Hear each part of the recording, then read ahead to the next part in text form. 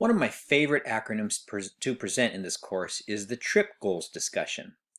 How many of you have ever had an argument where you thought, what are we even arguing about? I forgot. In interpersonal conflict, there are various goals that we have to try to achieve. Some are more obvious and others subtler, but important nonetheless. Watzlawick, Bevan, and Jackson in 1967 used the acronym CRIP, C-R-I-P.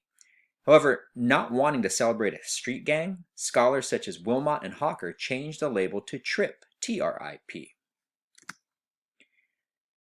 T stands for topic goals, R relationship goals or relational, I identity goals, and P process goals.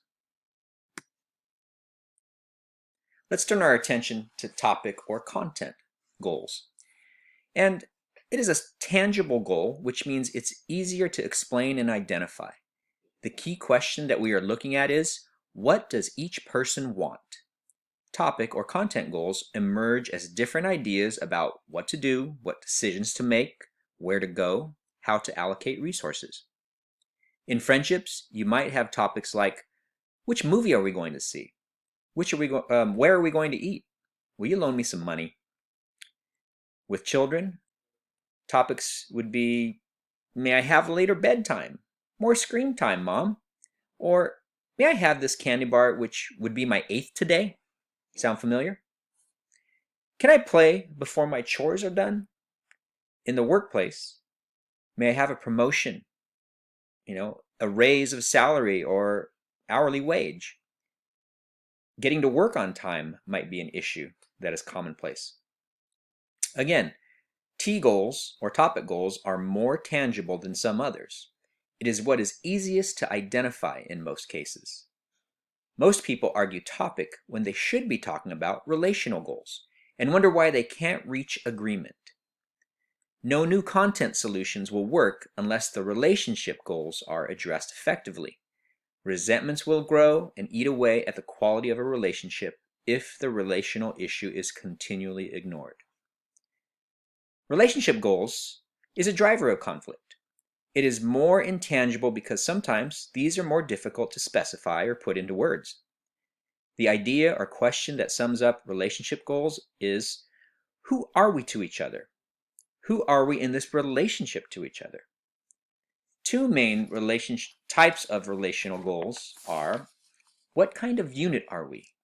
And how do you want to be treated by the other? What kind of unit are we? Do we trust each other? Are we best friends, just friends, friends with benefits, exclusively seeing one another? Or are we brothers? Are we family? Are we teammates who always have each other's back? Are we supportive colleagues or competitive stab you in the back to get ahead rivals? Am I your parent figure who has to enforce boundaries even though I'm your older sister? Another example from my house is my teenager who, am I my teenager's friend who calls me bro, even though I'm your dad? I had to nip that one in the bud. The second type of relationship goal, how do we want to be treated by the other? I don't want to be disrespected, excluded, spoken down to, abused, used as a punching bag, figuratively and or literally, cursed at, lied to, etc. Relational goals are often the driver of conflict and underlie the more tangible goal of topic. It is described as an intangible goal because it is harder to put into words and can sneak up on us. Donahue, Drake, and Roberto in 1994 explain that relational goals in mediation are harder to talk about openly. Who talks first, who talks the most, eye contact, and many other factors give us clues about relationship goals. Later, we will explain how the P goals, the process goals, can address some of these questions. But for now, let's focus on identity. Relational goals sometimes overlap with identity goals, which can best be described by the question, who am I in this interaction? And what aspects of my self-identity or self-concept, as your text labels this notion, need to be protected or repaired in this particular argument? Have you heard the concept of face saving or saving face? Goffman defined it as maintaining one's identity, particularly those aspects of identity of which an individual is proud of. I'm an honest person. I'm a fair person. I'm an independent individual. I am a man of integrity. I'm a good parent. You see, I can tease my wife about her slow driving, but if I ever said, and I wouldn't, "You're a lousy mother," boy, would we have words. Oftentimes, identity issues happen in front of others. Friends, family, children, classmates.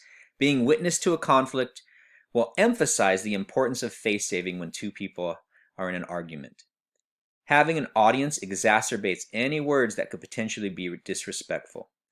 This is relative to cultural factors, of course. What may be universal, however, is that people want to avoid losing their dignity in conflict. One semester, a frustrated student told the class, "I can't believe my partner told his parents that I don't make enough money to pay the bills right in front of me." In conflict, individuals either save face for themselves or lose or damage face. You may try to save face for the person with which you are in conflict. It may be helpful if you detect you have harmed their sense of self. For example, "I know that you are trying your best and didn't mean for this to happen." Or, "I know that this is out of the ordinary. You usually are very patient with me." These are also called repair attempts, which we will discuss later in the course. The impact of self-esteem in a relationship will be discussed in your text. More specifically, the level of self-esteem one has can affect the outcome of an interpersonal conflict. Along with relationship goals, identity goals are a driver of conflict. Often these two goals overlap. For example, "I believe that I deserve respect. My partner is speaking to me disrespectfully and must think he is smarter than me." This is both relational and identity. And finally, process goals. The question when assessing process goals is, what communication process would work best? Often people disagree about how to formally or informally conduct a conflict. How do we do conflict? In a relationship, we may decide that we have process rules during conflict. There is some overlap with relationship goals here. It is who we are as a unit as well as how we do conflict. So for example, we agreed to not go to sleep angry. We won't argue in front of the kids. We won't interrupt each other. We won't hit each other. When my wife and I began dating more seriously, she ambushed me on what I thought was a leisurely, romantic, scenic walk to the park. She asked, "Do you throw things when you're angry? Do you call people nasty names and curse at them when you are upset?" She was laying the groundwork for process goals in our relationship. She's a smart lady. Also, decision-making processes are often the goals of conflict. Think about workplace examples. Do we make decisions that are decided by majority rule, consensus, by the manager who has the most power? In a marriage, you may decide that major purchases need both parties' agreement before something is bought.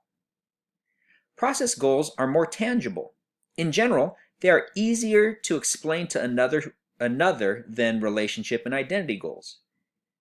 Conflict management processes, when well written, can be designed to address the underlying relationship and identity goals. We will learn a bit about mediation and how it is designed to ensure fairness, active listening, respect, collaborative communication, and clarity. Creating conflict management processes in your relationships to address the underlying issues in a conflict is a goal of this course. I hope you found this mini lecture interesting, and if you have any questions, please email me or ask me during Zoom hours.